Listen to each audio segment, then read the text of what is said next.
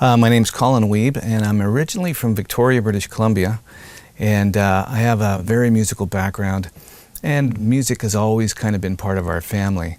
So it came very natural, and I started writing songs, I think, as soon as I was 10 or 11 years old when I wrote my first song. I've known Colin since I was, I'm gonna say, 16 or 17. I've been playing since then. I've been playing music with Colin since that time. This is interesting. We met as fathers probably 20-something, no, let's say 18 years ago. Our children, when they were young, were in preschool, and Colin came to, I guess, a father and son night, and here was this guy playing guitar. And so we met, were introduced at that time, and I, of course, followed his career from that point forward because I hadn't met him up to that time. And then we reconnected just probably about a year and a half ago. The opportunity for this session came up, and again, grateful to be asked, and I jumped at the chance. So it's about a year's worth of working together, yes. I've known Colin since 2010,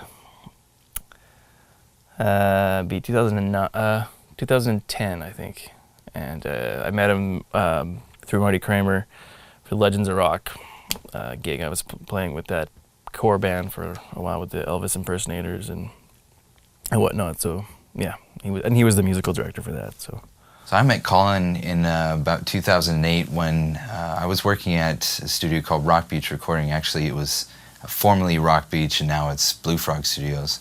And Colin came in to do a production. He said he was making a music video with some folks over in Israel, and he was traveling over there, and he wanted to do this nice big full production. And there's a good budget for everything, and we had a lot of fun working together. It was a week or two of tracking and hanging out and mixing, of course. And it definitely was an incredible experience working with them artistically and technically as well.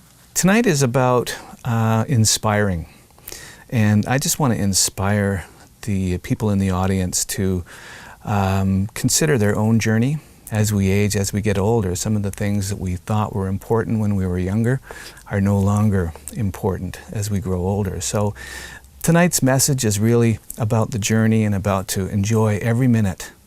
And I did an album with Randy Bachman. He produced it called Living on Dreams.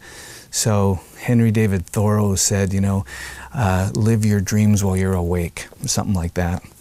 And so that's kind of the theme of tonight's show is a little bit of a journey, not only through my life, but through your life, the audience's life. We all experience basically the same things along our journey. And I just want to amplify or highlight some of those key moments and make sure that we recognize them for the important moments that they are.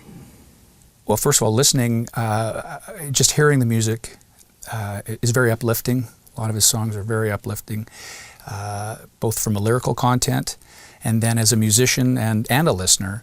I love the arrangements. I love the choice of the way he phrases and writes his material. And the songs, as I said, it's been so exciting to go through this and discover the music. In some cases for the first time, other cases I've heard the songs before, and their new life is being brought into them through a great group of players that are with us.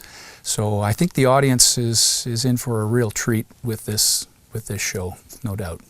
Always wanted to create. I always wanted to use music as a vehicle for creating something, and I was, fascinated by some of the songs that I heard on the radio when I was growing up, and wanted to write songs just like them, and basically learned every different instrument, guitar and piano and a little bit of drums, and I played bass in the school jazz band. And I remember seeing him. He's not a year older than me. He's about 8 months older than me, and he was playing at my high school, my junior high, just one of those little lunchtime kind of concerts. Because when I went to high school, there was bands playing all the time.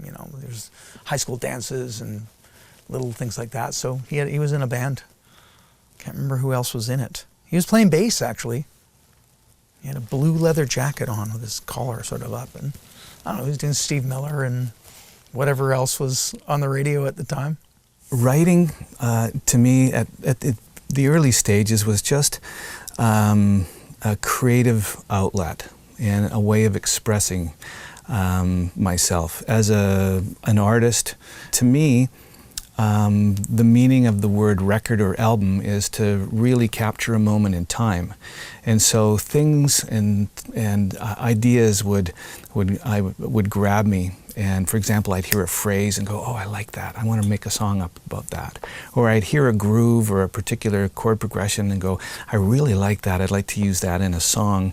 Colin's kind of a mentor of mine. Like he's really kind of given me a lot of advice throughout the time I've known him and stuff. And it's cool to see, like, to hear his older songs and the newer ones and everything, and kind of see the evolution. And because he's told me lots of stories of when he was in Randy's band and everything. So it's kind of cool to actually play a full set of his original songs, you know, because I've never done that before. And yeah, so that's the coolest part for me within this whole thing, is to kind of see the progression of his thing, and then kind of bridging the gap with the advice that he's given me throughout the years, you know. So yeah, that's pretty cool. One really cool thing with Colin was when we worked together on that production for a week in the studio. I came to him with, I had a demo of a song. It was a flamenco tune, and I was just kind of putzing around on some guitar and percussion and stuff, and I recorded it at home. And I took it in, brought it in one of the days during the sessions, and brought it into Colin, and he was really open arms with you know, listening and critiquing and giving inspiring feedback.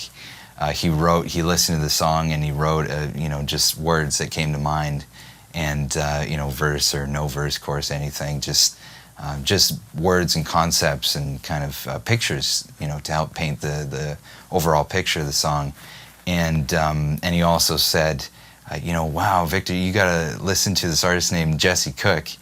And you know, ever since that day, that one day changed my life. I went home, probably before I even got home, and I Googled up Jesse Cook, and I was you know, through the roof about how you know, how musically inspired I could be by that artist. And you know, I was really thankful for Colin, you know, setting that in motion.